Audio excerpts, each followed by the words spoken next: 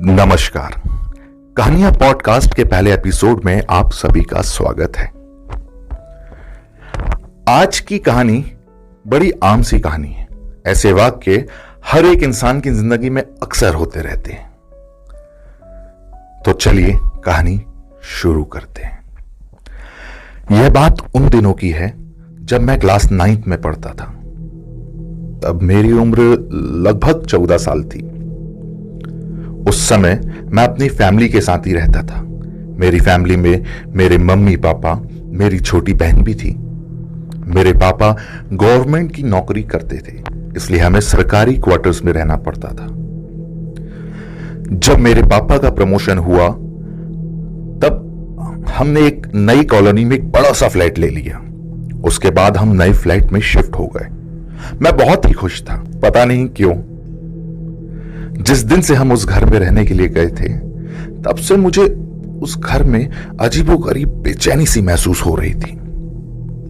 उस घर में मुझे देर से सोने की आदत भी लग गई, क्योंकि हमारा जो टीवी केबल वाला था वो हर रात को एक नई फिल्म दिखाता था और मेरे मम्मी पापा और छोटी बहन दूसरे कमरे में जल्दी सो जाया करते थे। शुरू में तो सब कुछ ठीक था, लेकिन अचानक एक रात कुछ मैं अपने बेड पर बैठकर मूवी देख रहा था तो तभी अचानक मुझे रूम के बाहर से किसी की आवाज सुनाई दी। मुझे लगा कि मम्मी पानी पीने के लिए उठी होंगी। मैंने ध्यान नहीं दिया। हां, लेकिन मैंने टीवी का आवाज थोड़ा डर के कारण धीमा कर दिया कि कहीं मम्मी से डांट ना पड़ जाए। लेकिन 4-5 मिनट के बाद फिर से वही आवाज आने लगी। वह आवाज किसी औरत के चलने पर उसके पायल की आवाज आती हो वैसी प्रतीत होती थी। मैंने टीवी का आवाज बिल्कुल बंद कर दिया, लेकिन बाहर से वही आवाजें आ रही थी। यह आवाज सुनकर मेरा शरीर कांपने लगा और मेरे रोंगटे भी खड़े हो गए। आवाज लगातार आ रही थी। 4-5 सेकंड के लिए सुनाई देती थी, उसके बाद बंद हो जाती थी। बाद में फिर से 4-5 मिनट के बाद फिर से वही आवाज से छन छन छन, जैसे कि कोई भारी पायल पहनकर या घुंघरू पहनकर मेरी ओर बढ़ते हुए आ रहा है। मेरा दिल जोर जोर से धड़कने लगा।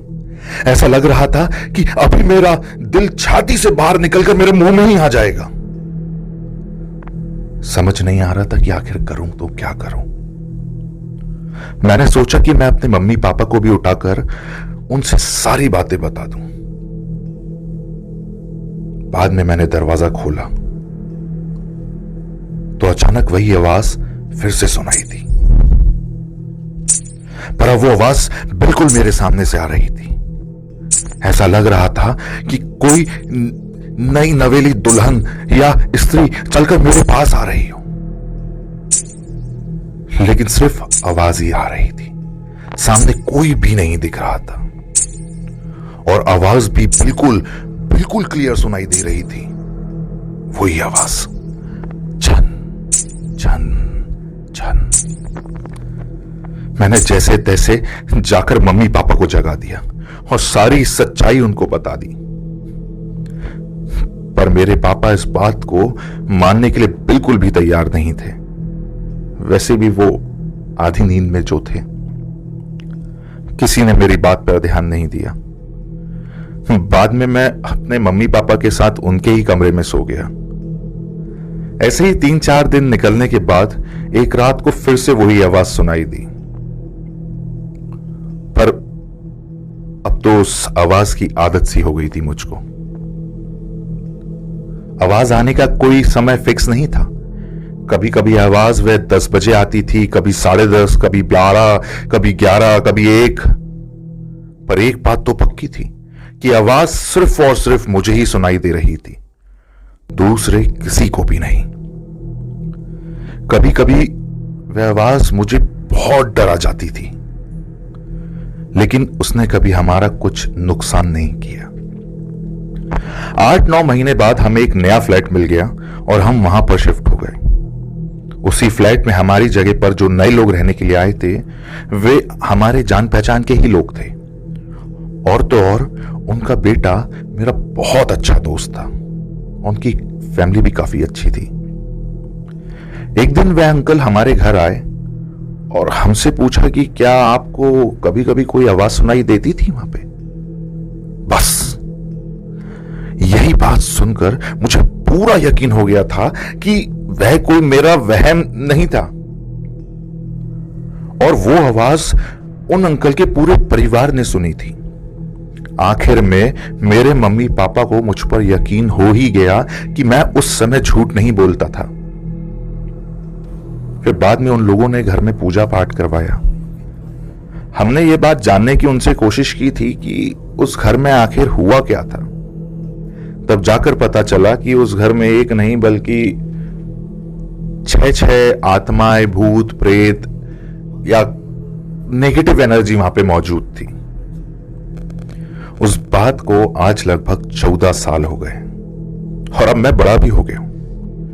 मुझे पता नहीं है कि क्या आज भी वही आवाज सुनाई दे रही है या नहीं, लेकिन आज भी मैं उस आवाज के बारे में सोचता हूं तो मेरे मन में एक अजीब सी बेचैनी और डर सा महसूस होता है। खैर, भगवान की कृपा है कि आज सब कुछ ठीक है। तो ये थी आज की कहानी, अनसुनी अनचाहा आवाज। आप सबको सुनकर कैसा लगा, आप कमेंट्स में बिल्कुल बताएं। और अगर आपके साथ भी ऐसा कुछ कभी हुआ है तो उसे भी शेयर करें। आने वाली नई कहानियों के लिए हमारे चैनल कहानियां पॉडकास्ट बाय ईशान को सब्सक्राइब करें और बेल आइकन को दबाएं। धन्यवाद।